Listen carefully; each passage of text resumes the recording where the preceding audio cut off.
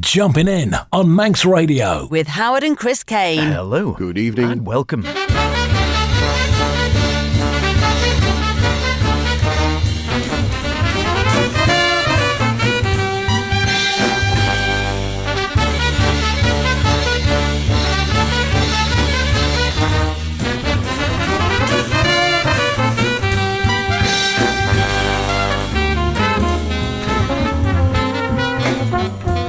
And here we are again for the last time, it has to be said, probably for the summer months at least, on a Saturday night, 9 o'clock, Manx Radio. It is Jumping In, the best in modern and contemporary jazz with myself, H. And me, Chris. Yes, as H said, the last on Saturday for a while, but fear not, because all your regular jazzy goodness will now kick off the weekend on our new home next week, Friday at 9. Of course, the podcast will stay exactly where it is, automatically available on your chosen device. Now, much as I hate to use the C word on air, it did come to my attention the other day that we're now on the downhill slope to Christmas, because there are fewer days to go than there have been.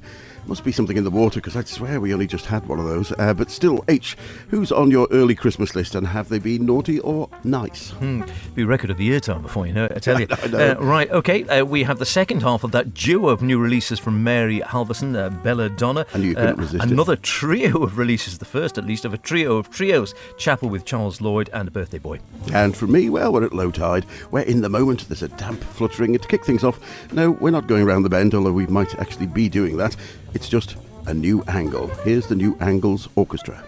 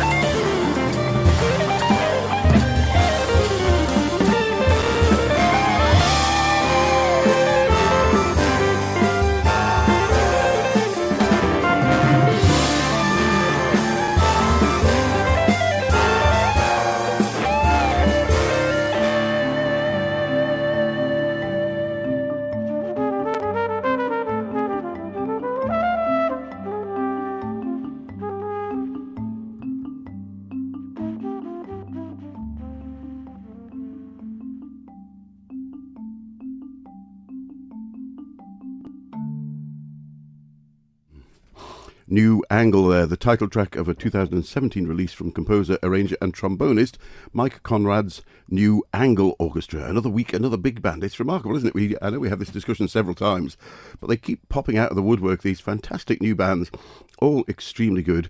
And interestingly, more and more of them moving from a traditional big band to orchestra status. Is it a new angle or is it just third stream as it fuses classical and jazz elements pretty seamlessly together? The track we heard there opens with woodwinds, a marimba and a string quartet, oboe, English horn and melodica before the core jazz septet joined in, and a very fine septet it is too, with an additional trumpet soloist added there from another favourite of mine, Alex Sipayagan. The All Angles Orchestra, New Angle. It reminds me of something like that, and I can't for the life of me think what it is, with that sort of marimba type sound going on. I'm racking my brains as I was listening to it, think what it actually was. Could it be our special guest for next week's special show? Because he was keen on that. It could have been, yeah. It could be. You'll have to wait and see what I've picked there. Oh, well, yes, we do have a special guest next week. He might even provide the theme. No, I'm not saying anymore. Right, Mary Helverson, yes. It took me a while to get into her work. Incredibly well respected, well known, is definitely the woman on jazz guitar at the moment stateside, and you occasionally see her, I think, over in the UK, although confess we've never seen her yet or spoken to her, but certainly on the radar if we can ever organise something. As I say, she won a grant a while back which gave her a lot of money to actually indulge in bringing out these fantastic new sounds, and she does, as I say, have great reviews pretty much for anything she does these days, to the extent that her latest, she's brought out 2 albums simultaneously. Can't be many jazzers who can do that these days. Belladonna was the second of the 2. We heard the first a week or 2 back, I think, didn't we? And this one features her just with a string quartet. The previous album has her with the quartet and her own jazz quartet as well. This is purely with a string quartet, i.e. 2 violins, a viola and a cello, and Mary Halverson herself on guitar and effects. This is the title track, Belladonna.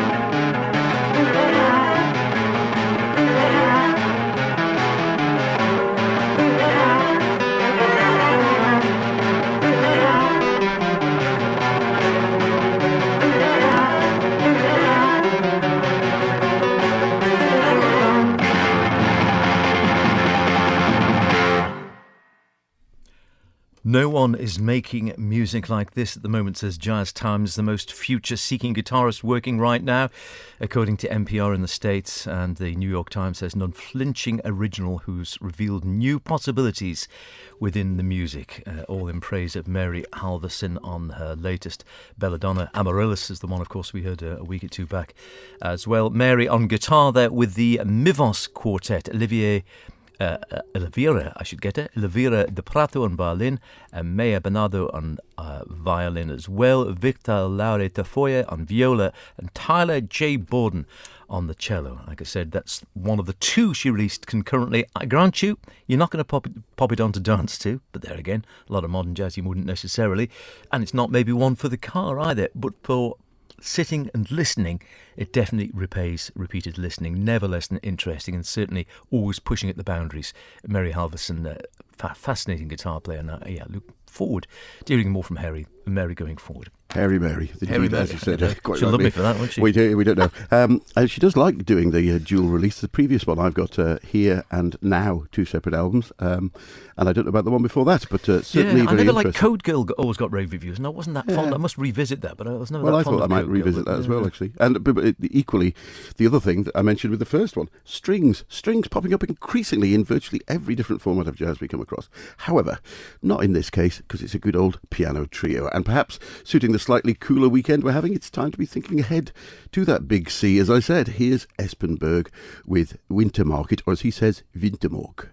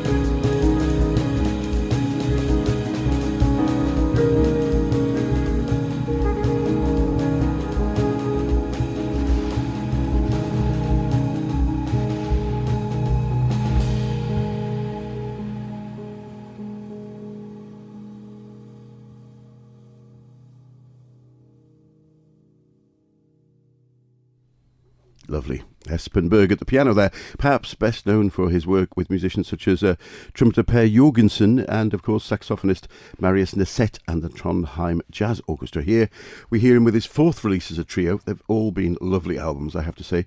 Fjäre, F-J-A-E-R-E, which means low tide, I think, as I understand. The album, it's also a place name, but the album features numerous guests, and on that track we heard the unmistakable trumpet of Matthias Eick, and the track was Wintermorg. Lovely album, as I say. The trio just keeps getting better and better, but not one we've seen live yet. Maybe this year's London Jazz Festival, who knows? We live in hope. We live in hope, yes indeed. Won't be that far off, I tell you. One day it's Wimbledon, next moment it's the London Jazz Festival in November. You're listening to Jumping In, the best in modern and contemporary jazz. A reminder again, we are moving home, at least for the summer at least, to basically allow for some programming changes. The great John Caneen sadly has decided to hang up his microphone and his sticks and everything else from the folk show, which normally goes on a Tuesday night. He's nominated a new presenter for that, but they won't be starting until the back end. So for the summer, a bit of a change around. Sweet and Swing will be moving to where the folk show was on Tuesday night, and we here on Jumping In will be moving to Friday evening where Sweet and Swing used to be. Okay, and then it might be all changed back again come the winter. Who knows? But stay tuned, and of course, as Chris said at the beginning, the podcast you will find in exactly the same place, so you can enjoy it anytime you like, with things like this, the new one from Charles Lloyd, Chapel. It's the first of his trio of trios. He just seems to, amazingly, in his 80s, and he really is still playing at the top of his game. It's not just sort of playing lip service. He's still coming up with new stuff, brilliant stuff, and even, never mind himself, I think Miles used to think his best stuff was in his end days. I don't think the critics agree, but they do, I believe, with Charles. Here he is with the Chapel Trio, Charles on tenor, Bill Frisell guitar, Thomas Morgan on bass, song My Lady Sings.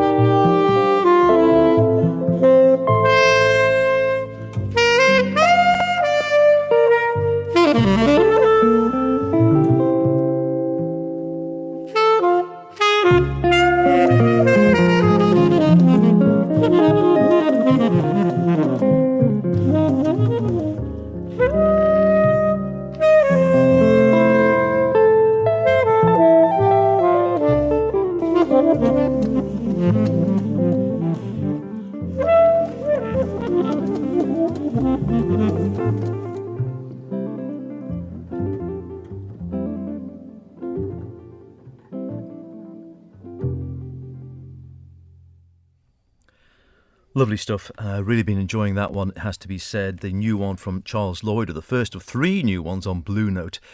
Chapel with the Chapel Trio, the first of three trios. So there's three different settings, a trio of trios, as he happily puts it. And there's a lovely bit from Charles himself. From the beginning, meaning has been assigned to numbers: practical, powerful, fanciful, philosophical, mystical, spiritual. For Pythagoras, 3 was considered the perfect number, the number of harmony, wisdom and understanding, also the number of time: past, present, future, birth, life, death, beginning, middle, end. It was the number of the divine. Typical Charles speak. I like that a lot. Wonderful, though. He really is still on cracking form even.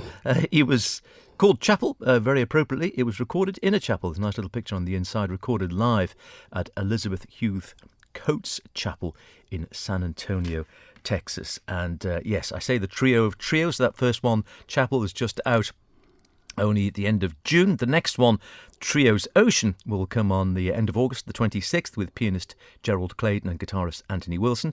And then the third trio, A Sacred Thread, is due out on October the 28th with guitarist Julian Lage and the wonderful percussionist Zakir Hussain. He's certainly spreading his chances for the album of the year there, but we're very fortunate that Charles Lloyd is somebody we've seen on a number of occasions and not been disappointed a single time. Now, a great straight ahead set now from Montreal-based guitarist Sam Kiermaier and his sextet. Here's the title track from his latest release, and it's a swinger, In This Moment.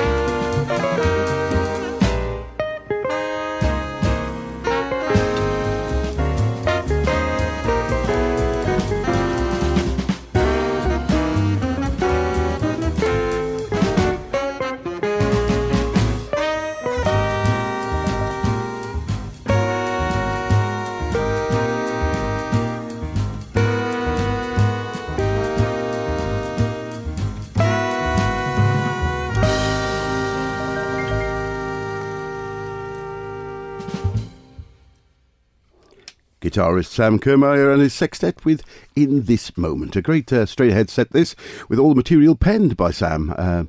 Perhaps it would have been nice to have the odd standard thrown in for good measure, but no complaints for me. Good driving music in the car, light, airy and swinging, perfect accompaniment to a garden barbecue and a class of something chilled. But who are they? I hear you cry. Well, Al McLean on saxes, Mohammed Abdul Kirbir on trombone, Sean Fife at the piano, Alec Walkington on bass, and of course Sam Kermeyer on the guitar.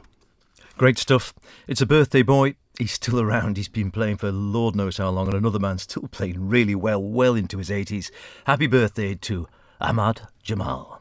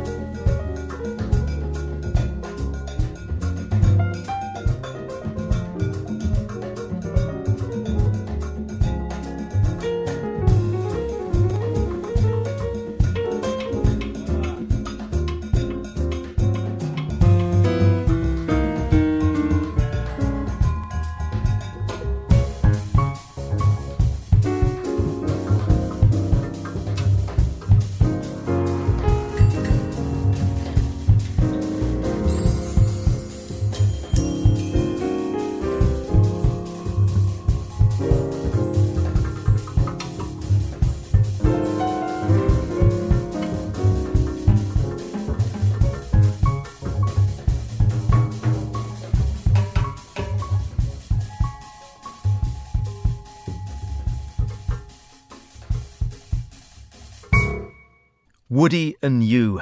Ahmad Jamal from Blue Moon back in 2011. And he's still producing them. 91 today, many heavy returns.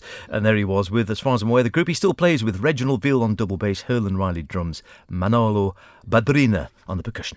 Wonderfully powerful player he is too. Well, that's about it for this week's show. Don't forget, next week we've got a new slot on Fridays at 9. But your podcast, once you've subscribed, will pop up as usual. We've just got time with a track from a new interesting band, Forgiveness. They describe their music as not really jazz, not really new age, not really ambient or electronica.